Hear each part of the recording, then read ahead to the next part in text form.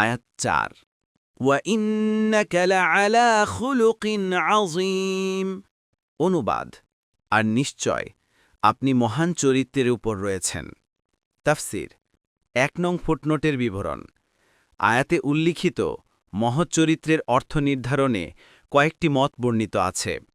ইবনে আব্বাস রাদিয়াল্লাহু আনহু বলেন, মহৎ চরিত্রের অর্থ মহৎ দিন, কেননা আল্লাহ তাআলার কাছে ইসলাম অপেক্ষা অধিক প্রিয় কোনো দিন নেই।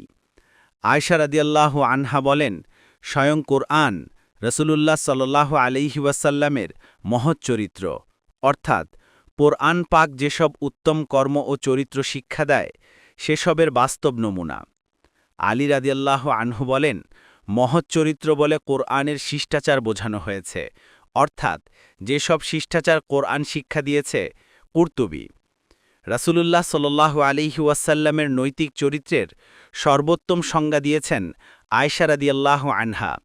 তিনি বলেছেন, কোরআনই ছিল তার চরিত্র। মুসনাদে আহমদ ৬-৯১।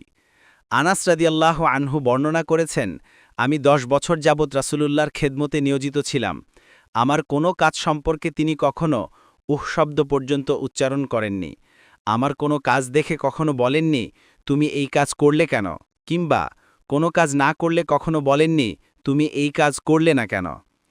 বুখারী ৬০৩৮, মুসলিম ২৩২৯।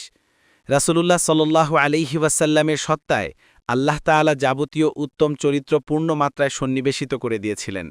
তিনি নিজেই বলেন, আমি উত্তম চরিত্রকে পূর্ণতা দান করার জন্যই প্রেরিত হয়েছি। মুসনাদে আহমদ ২-৩৮১, মুস্তাদরাকে হাকিম ২-৬৭০।